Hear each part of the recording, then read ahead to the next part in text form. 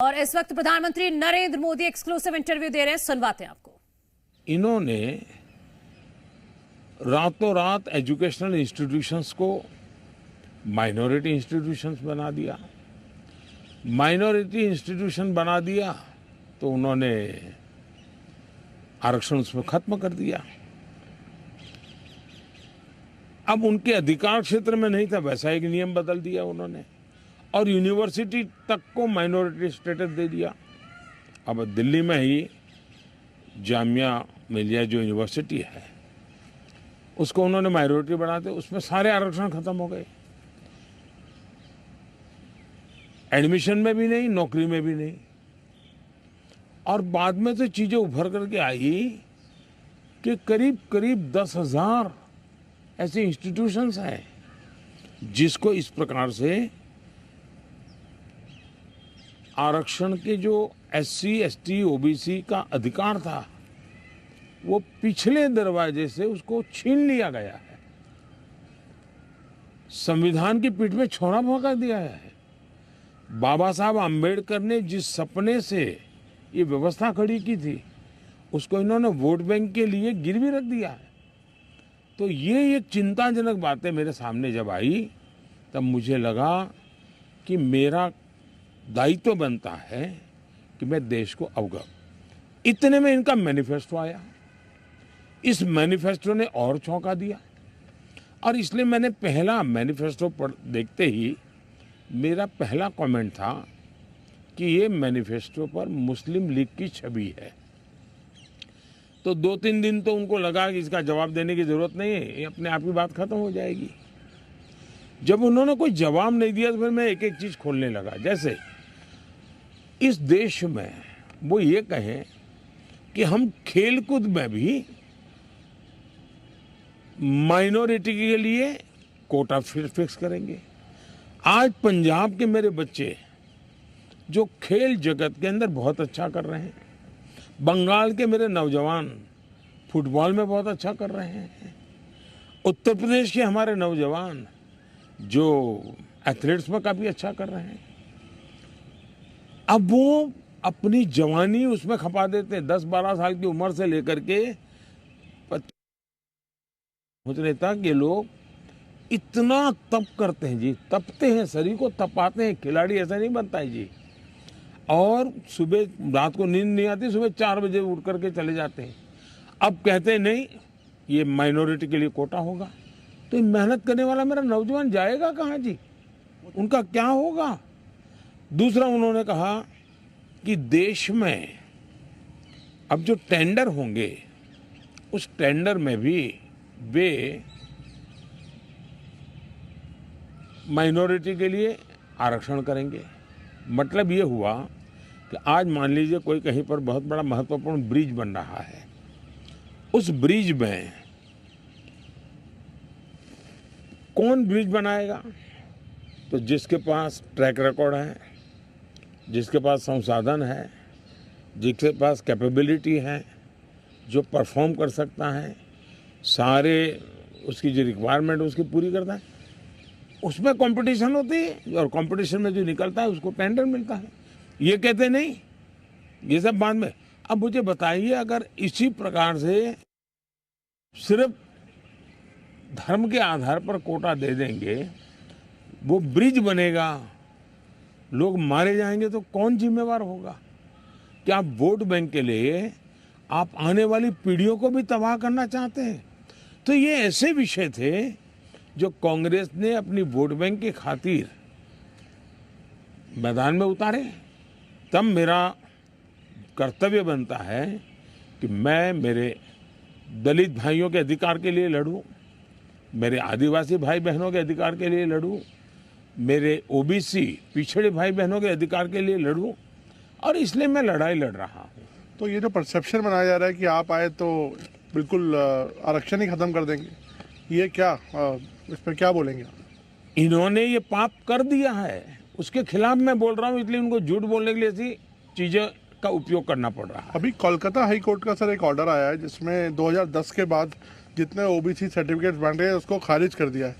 इनकी modus operandi है कि पहले इन्होंने कानून बना करके माइनॉरिटी को देने का पाप शुरू किया। पहले आंध्र में शुरू किया, सुप्रीम कोर्ट ने तक में वो हार गए, हाई कोर्ट ने उसको रिजेक्ट कर दिया क्योंकि संविधान अलाउ करता नहीं है।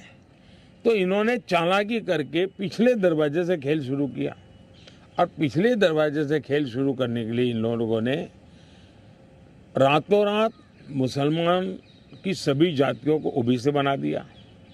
सभी जातियों को ओबीसी बना करके जो ओबीसी का हक था वो रातों रात डाका डाल दिया, लूट लिया। और इसके खिलाफ चुनाव की सरगर्मी चल रही है। तब हम तो बोल ही रहे थे कि भाई ये हो रहा है, कर्नाटक में हुआ है, मैंने बताया था। हम बंगाल के लिए भी बोल चुके थे। लेकिन जब हाई कोर्ट का जजमेंट आ गया तब ये साफ हो गया कि इतना बड़ा धोखा हो रहा है।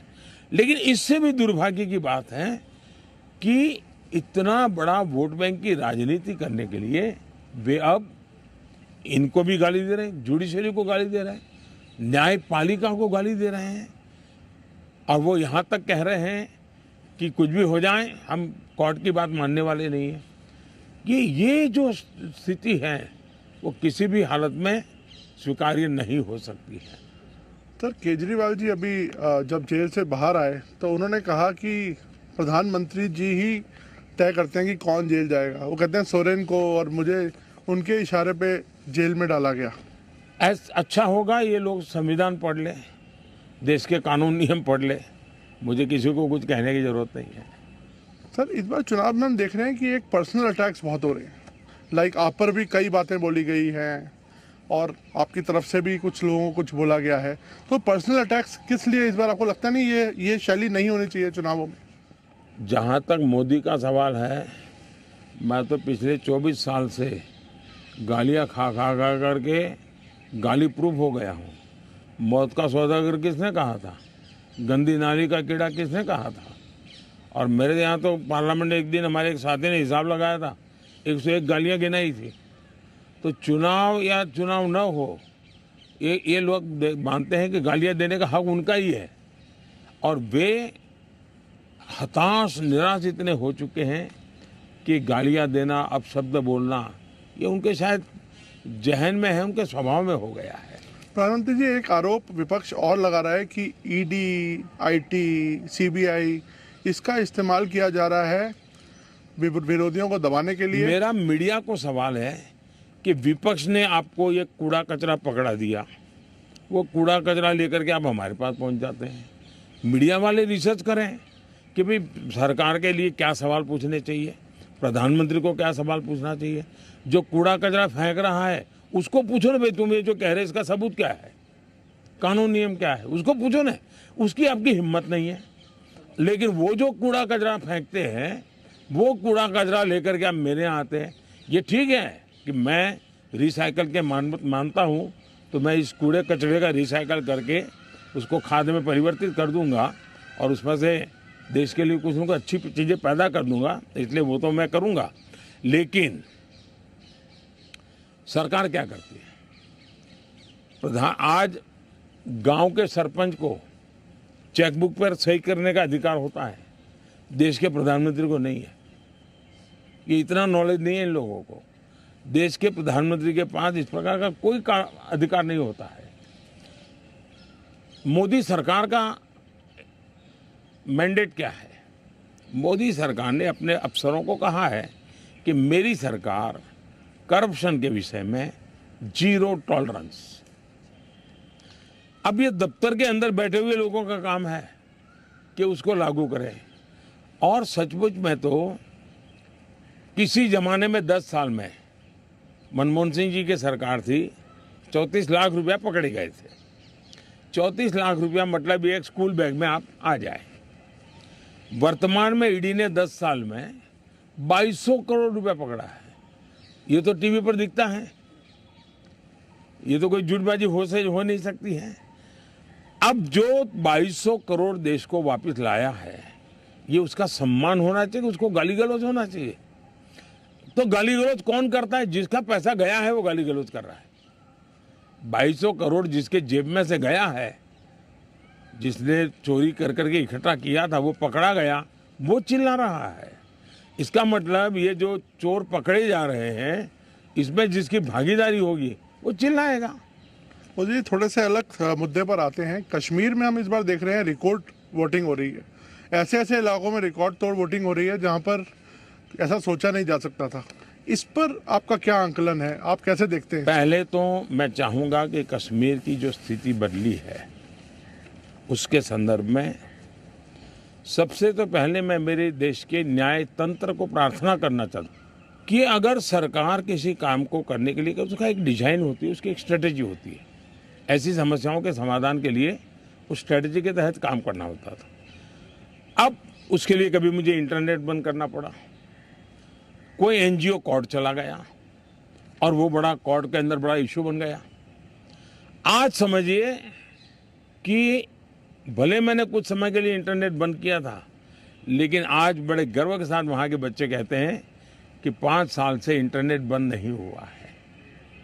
5 साल से हमें सब सुविधाएं मिल रही है। कुछ दिन तकलीफ हुई, लेकिन अच्छे काम के लिए हुई थी। अब वो अदालत के अंदर जब विवादों में चढ़ जाता है तब चीजें गड़बड़ा जाती है। तो ऐसे जो एनजीओ हैं जिन्होंने अदालतों के भरोसे लड़ाई लड़ना शुरू किया है, एक तो देश को उनसे बचाना बहुत जरूरी है। तो प्रधानमंत्री नरेंद्र मोदी का एक्सक्लूसिव इंटरव्यू आप सुन रहे थे, जिसमें तमाम मुद्दों पर प्रधानमंत्री अपनी राय रख रहे हैं। आगे